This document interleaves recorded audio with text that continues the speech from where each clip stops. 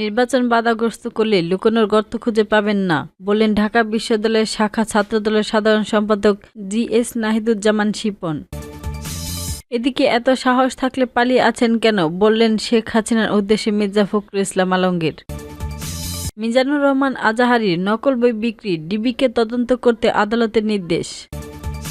অন্যদিকে আওয়ামী লীগ ছাড়া নির্বাচনে যাবে না কাদের সিদ্দিকী। এতক্ষণ শুনছিলেন শিরোনাম, এবার জানিয়ে দেব বিস্তারিত। নির্বাচনকে বাধাগ্রস্ত করে পতিত ফাঁসিবাদকে ফিরিয়ে আনার বন্দোবস্ত করলে এবার লুকানোর জন্য কোনো গর্ত খুঁজে পাবে না। আজ মঙ্গলবার সন্ধ্যায় নিজের ভেরিফাই ফেসবুক আইডিতে এক পোস্টে একথা বলেন ঢাকা বিশ্ববিদ্যালয়ের শাখা ছাত্রদলের সাধারণ সম্পাদক জিএস নাহিদুজ্জামান শিপন। তিনি লিখেছেন, ৭১-এর স্বাধীনতার বিপক্ষে, ৮৬-তে স্বৈরাচারের পক্ষে, ৯৬-তে আওয়ামী লীগের পক্ষে, ১১-তে সেনা সামর্থিক সরকারের পক্ষে, ১৪ সালের নির্বাচনের পর হাসিনাকে মেনে নিয়ে গর্ত লুকিয়ে, এরপর ২৪-এর গর্ত থেকে বের হয়ে ২৬-এর নির্বাচনের বিপক্ষে। নির্বাচনকে বাধাগ্রস্ত করে পতিত ফাঁসিবাদকে ফিরিয়ে আনার বন্দোবস্ত করলে এবার লুকানোর জন্য কোনো গর্ত খুঁজে পাবে না। ছাত্র জনতার গণ অভ্যুত্থানের মুখে ভারতে আশ্রয় নেওয়া আওয়ামী লীগের সভাপতি শেখ হাসিনাকে উদ্দেশ্য করে কঠোর সমাবেশ করেছেন বিএনপির মহাসচিব মির্জা ফখরুল ইসলাম আলমগীর। তিনি বলেন, তিনি ভারতে গিয়ে হরতাল ঘোষণা করেছেন, গাড়ি পোড়াচ্ছেন, দিল্লিতে বসে দেশের সর্বনাশ করছেন।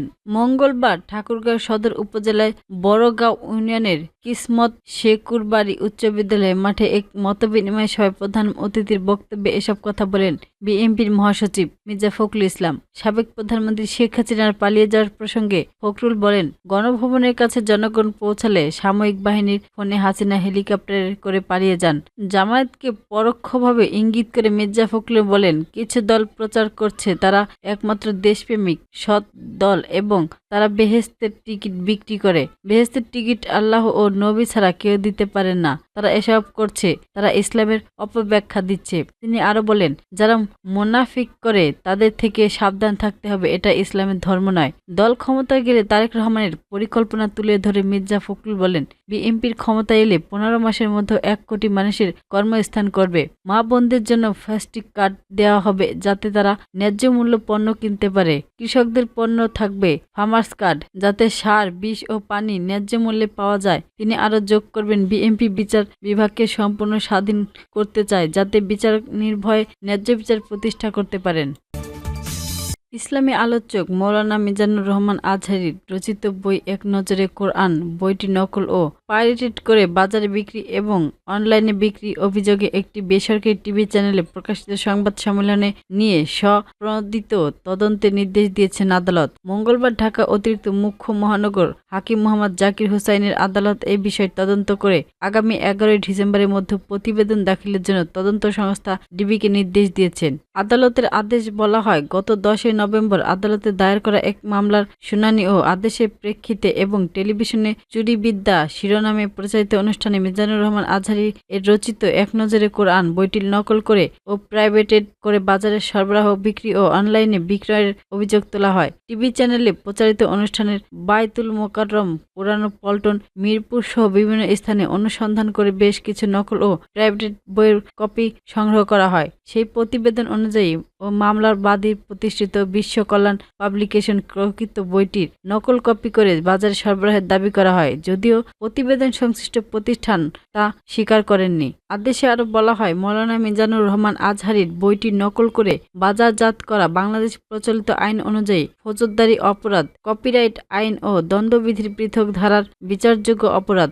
আদালতে স্বপ্রণোদিত ও আদেশে অভিযোগের বিষয়ে বিশ্লেষণ ও সরজমিনে তদন্ত করে ডিবিকে আগামী ১১ ডিসেম্বর প্রতিবেদন দাখিলের জন্য নির্দেশনা দেওয়া হয়েছে।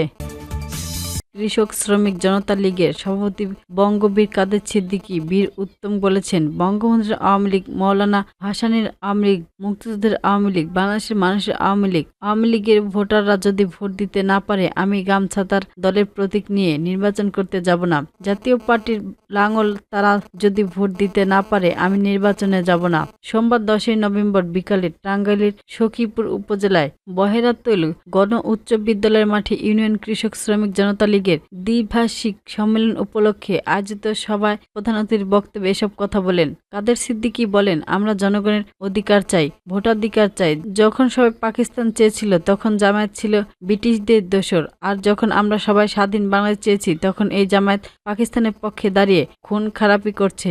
সেই জামায়াতকে নিয়ে কেউ যদি নির্বাচন করে আমি সেই নির্বাচনে অংশ নেব না। তিনি আরো বলেন, এখনো হিসাব করলে দেখা যায় আওয়ামী লীগের ভোট 43%, জাতীয় পার্টির 14%, বাংলাদেশ 3%-এর মধ্যে। অথচ পরবর্তী সরকারের বৈঠকে আমাদের ডাকা হয়নি, এখন ডাকতে যাব কেন? প্রধান উপদেষ্টা মোহাম্মদ ইউনূসকে উদ্দেশ্য করে বঙ্গবীর বলেন, ইউনূস সাহেব, আমি আপনাকে অনেক সম্মান করতাম। শেখ হাসিনা যখন আপনাকে সুদখোর বলেছিল তখন আমি আপনার পাশে দাঁড়িয়েছিলাম। আমি পাশে না দাঁড়ালে আপনার গ্রামীণ ব্যাংক আজ থাকতো না। কিন্তু এখন দেখছি আপনি বাংলার মানুষকে চেনেন না। এনজিও চালানো আর দেশ চালানো এক নয়। এখন সময় আছে সবাইকে সঙ্গে নিয়ে একটি নিরপেক্ষ ও সন্তোষজনক নির্বাচন আয়োজন করতে পারেন। তাহলে ইতিহাস আপনার নাম সম্মেলন করে থাকবে। না হলে যদি মীর জাফর বা ঘটেনি বেগম পথ বেছে নেন তাহলে আপনার পতন দূরে নয়। তিনি আরো বলেন, গত 15-16 বছরে শেখ হাসিনা যে পরিমাণ অর্থ আদায় করেছেন, কিন্তু স্টেপ থেকে বর্তমান সময়ে তার চেয়ে বেশি টাকা তোলা হচ্ছে। শেখ হাসিনার পতনের সময় ধানের শীষ ছিল 1 নম্বর দল, কিন্তু এখন তারাও মানুষের বিতর্কিতর কারণ হয়ে উঠেছে। সে কারণে মানুষ হাসিনাকে সরিয়ে সেই একই পথে হাঁটলে বিএনপিও একই পরিণত হবে।